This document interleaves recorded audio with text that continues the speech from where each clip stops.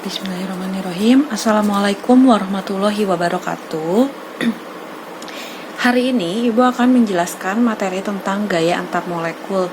Nah, gaya antar molekul ini masih satu bab dengan materi yang sebelumnya, yaitu ikatan kimia. Jadi di bab terakhir semester 1 ini kita bertemu dengan bab ikatan kimia bentuk molekul dan gaya antar molekul. Nah, kalau yang sebelumnya dibahas di ikatan kimia, itu kan ketika unsur bertemu dengan unsur lain, kemudian mereka membentuk ikatan apa gitu kan. Tapi kalau di gaya antar molekul, itu adalah gaya yang atau interaksi yang terjadi pada molekul dengan molekul lain gitu. Jadi itu bedanya. Jadi kalau misalkan yang kemarin itu kita belajar ketika O ketemu sama ada 2H gini, berarti dia akan membentuk ikatan apa gitu. Nah, kalau di sini kita akan belajar ketika H2O bertemu dengan H2O yang lain kayak gitu. Jadi kalau kita punya segelas air misalkan, di dalam satu gelas air itu terdiri dari berapa molekul H2O sih? Kan terdiri dari ribuan molekul H2O gitu ya, bukan hanya satu molekul H2O. Nah, ketika di dalam segelas air itu ada ribuan molekul H2O, apa yang terjadi ketika molekul H2O yang satu bertemu dengan molekul H2O yang kedua? Yaitu, nah itu akan dibahas di pertemuan hari ini.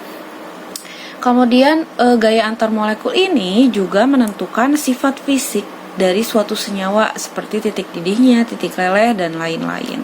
Seperti itu. Nah, ini tadi udah dijelaskan contoh dari gaya antar molekul. Ketika H2O bertemu dengan H2O yang lainnya, maka dia akan terjadi gaya tarik-menarik lah kasarnya begitu. Nah, itu yang disebut gaya antar molekul. Nah, jenis-jenis gaya antar molekul ada 4 yang ini Ibu bagi jadi 4 ya supaya mudah dihafalnya. Jadi yang pertama itu gaya dispersi atau biasa disebut juga gaya London atau dipol sesaat gitu. Nah, di sini itu terjadi pada molekul nonpolar dengan nonpolar. Jadi inti utama dari bab ini inti utama sebelum kalian menentukan dia masuk gaya antar molekul apa adalah kalian harus tahu senyawa tersebut itu bersifat polar atau nonpolar, seperti itu ya. Nah, jadi terjadi pada molekul nonpolar dengan nonpolar. Contohnya di sini ada Br2 ketemu sama Br2. Itu disebabkan adanya gerakan acak pada elektron. Jadi Ibu lupa nama ahlinya siapa, pokoknya dia menyatakan bahwa ketika dalam unsur itu kan elektron itu bergerak bebas ya, maksudnya bergerak secara acak mengelilingi orbitnya gitu, entah ke kiri entah ke kanan arahnya gitu. Nah, akan ada suatu ketika di mana elektron itu akan berkumpul gitu. Nah, ketika suatu elektron akan berkumpul, misalkan dia berkumpul sebelah sini nih, maka yang ini akan cenderung lebih negatif, di mana si elektronnya itu berkumpul akan cenderung lebih negatif, sementara sisi yang lain akan cenderung lebih positif. Nah, ini tanda yang Z gitu. Nah, itu tuh sigma menandakan kecenderungan gitu ya. Nah, yang satunya tuh tadinya masih nonpolar gitu, tetapi karena yang ini membentuk kutub, maka yang ini jadi terinduksi gitu. Terinduksi itu apa ya? Jadi terpengaruhi gitu. Jadi dia akan membentuk kutub juga. Nah, sisi yang lebih dekat ke kutub negatif dia maka akan jadi sisi yang lebih positif, sementara sisi yang lain jadi negatif, dan seterusnya kalau Br2-nya ada banyak. Seperti itu. Nah, keadaan ini adalah hanya sementara. Kenapa? Karena tadi kan letak elektronnya itu selalu berpindah secara acak gitu. Maka ketika elektronnya sedang tidak berkumpul di satu tempat ya, dia akan balik lagi jadi nonpolar, tidak membentuk kutub seperti itu. Kemudian gaya antar molekul yang kedua yaitu adalah gaya dipol-dipol. Nah, kalau gaya dipol-dipol ini terjadi pada molekul yang polar dengan polar. Kalau tadi nonpolar, kalau sekarang polar-polar. gitu. Contohnya di sini ada HCl bertemu dengan HCl. Nah, perlu kalian ingat ya, kalau di polar-polar ini kan sudah pasti ada sisi atau ada kutub yang cenderung positif dan negatif. Jadi selalu seperti itu. Di sini cenderung positif itu hidrogen ya, karena dia di golongan 1. Apa sih namanya? Bukan konfigurasi elektron. Keelektronegatifannya itu sangat kecil, jadi dia cenderung lemah menarik elektronnya. Sementara si Cl itu karena dia cenderung menarik elektron, maka elektron yang ada di H itu ketarik ke Cl gitu ya, sehingga Cl-nya lebih negatif. Nah, kemudian molekul HCl yang lain tentu yang lebih dekat ke sisi negatif itu akan jadi sisi positif, atau si H-nya itu jadi di sini, sementara yang Cl-nya jadi sebelahnya, seperti itu. Nah, ini disebut dipol permanen, atau karena dia memang sifatnya polar ya, sudah membentuk kutub, jadi ya memang permanen akan seperti itu gitu. Tidak tergantung pada suatu keadaan. Nah, untuk gampangnya gitu ya, kan mungkin bahasanya tuh asing buat kalian gitu, apa dipol polar gitu. Jadi ingat aja kalau misalkan dipol itu mewakili yang polar gitu. Jadi kalau polar ketemu sama polar ya dipol gitu. Tadi kalau misalkan yang ini karena hanya sementara, berarti dipol sesaat, atau terjadinya kutub hanya sementara, atau gaya London. Yang paling umum sih sebenarnya gaya London ya kalau yang itu. Kemudian ini gaya dipol terimbas atau terinduksi. Ini yang ketiga, terjadi pada molekul polar dengan nonpolar. Jadi kalau yang tadi polar-polar, non-polar, sekarang ketika polar ketemu dengan nonpolar. Contohnya di sini ada H2O, di mana oksigen itu kan pada struktur Lewisnya dia akan punya 2 PeB ya nih. 2 pasangan elektron bebas. Nah, ketika dia punya pasangan elektron bebas, maka kemarin dia akan bersifat cenderung lebih negatif gitu ya, karena ada elektron di situ yang berlebih, atau sebaran elektronnya itu tidak rata gitu. Sementara sisi yang lainnya itu jadi cenderung positif. Nah, ketika ketemu sama Cl2 ini kan tadinya nonpolar ya, atau tidak membentuk kutub.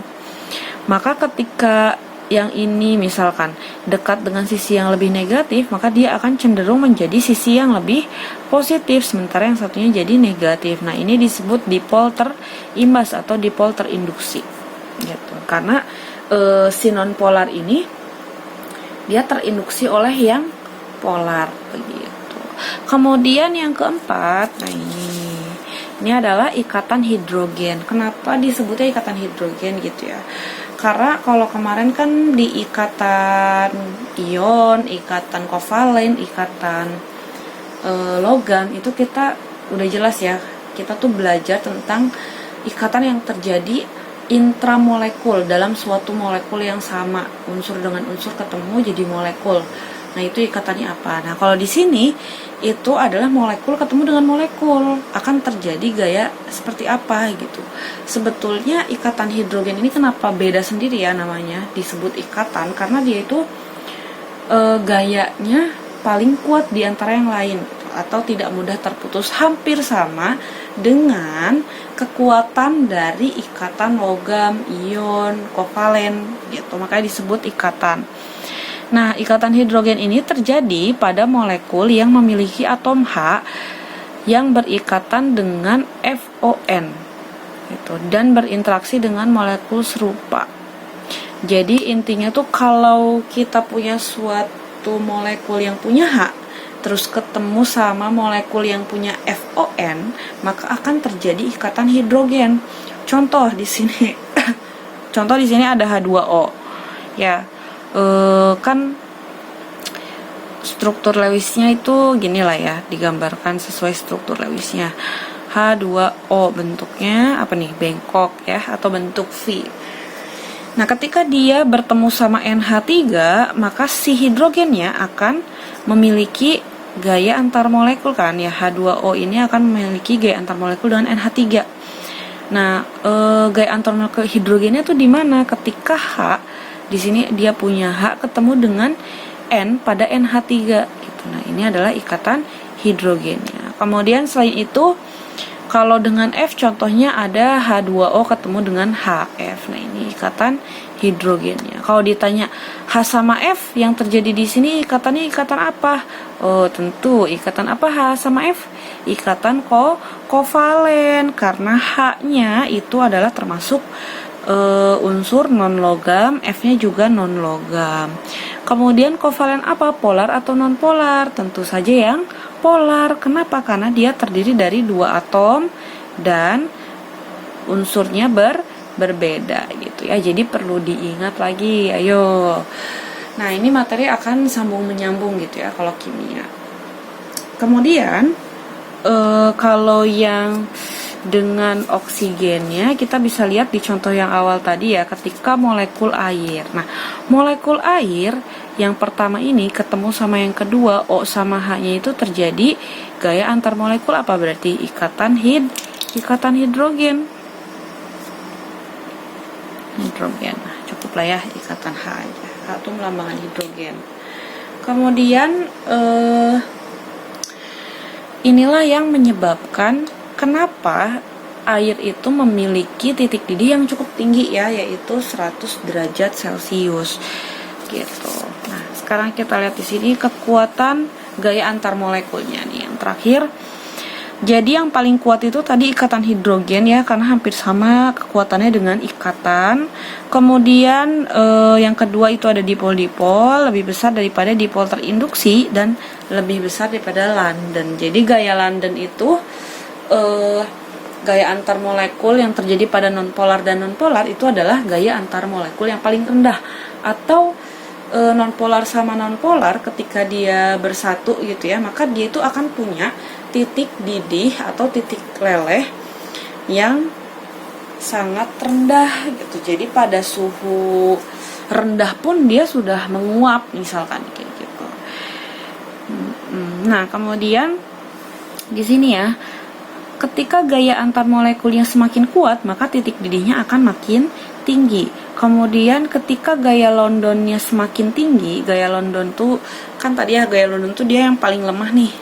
Nah, ketika dia mengalami gaya London, dua senyawa ini mana yang lebih kuat? Misalkan gaya antar molekulnya ya, berarti yang paling tinggi MR-nya seperti itu. Jadi makin tinggi MR, maka gaya antar molekulnya semakin kuat.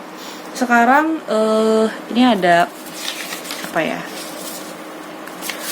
Contoh gitu ya. Jadi kalau pada kita bandingkan pada senyawa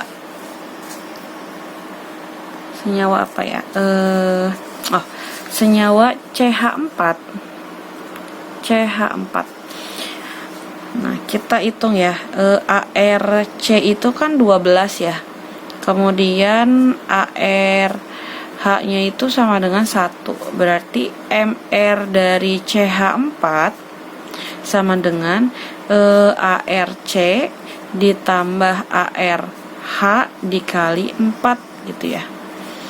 ARC-nya 12 ditambah 1 kali 4 berarti 12 tambah 4 16. Nah, sementara H2O itu ARH-nya 1, sementara ARO-nya sama dengan 16. Berarti MR-nya berapa? ARH dikali 2 ya, ditambah ARO 2 ditambah 16, hasilnya 18. Jadi di sini kita punya dua perbandingan. Nah, ini 16, yang ini 18, bedanya cuma dikit ya. Tapi titik didih dari si H2O itu negatif, guys, gitu. Sementara titik didih dari air itu adalah 100 derajat Celcius. Jadi kalau CH4 itu dia pada suhu negatif aja sudah menguap gitu, atau dalam bentuk gas ya. Sementara H2O itu kalau pengen jadi gas, dia harus nyampe di suhu 100 derajat Celcius gitu. Jadi jauh banget, walaupun massa molekulnya itu hampir sama ya, atau beratnya tuh hampir sama. Kan tadi di sini dibilang ya, semakin tinggi MR maka semakin kuat gaya antar molekulnya. ketika MR-nya hampir sama, nah apa nih yang terjadi? Kenapa titik didihnya itu lebih besar atau jauh lebih besar si H2O? Karena ingat, pada H2O ini terjadi apa? Ikatan hidrogen ya, atau ikatan yang paling kuat. Jadi ketika molekul H2O bertemu dengan molekul H2O yang lain, maka sangat sulit untuk memutus gaya antar molekulnya atau memisahkan si molekul-molekul H2O itu sangat sulit gitu. Makanya butuh suhu yang tinggi untuk memisahkannya. Sementara untuk CH4, kalau CH4 tuh kayak gimana sih struktur Lewisnya? CH4, C itu golongan 4 ya, berarti C punya 4 elektron valensi. Sementara H-nya itu 1. Berarti 1 elektron dari C butuh 1 elektron dari H. Gini kan? Ya, si CH4 ini sifatnya apa berarti? Polar atau non polar? Dia sifatnya non polar. Ketemu dengan CH4 yang lain, sifatnya non polar juga. Berarti dia memiliki gaya London gitu. Makanya sangat lemah atau sangat mudah sekali mendidih atau terpisah. Seperti itu ya. Nah, itu latihan soalnya. Nanti kalian buka di Google Form ya. Terima kasih untuk perhatiannya. Assalamualaikum warahmatullahi wabarakatuh.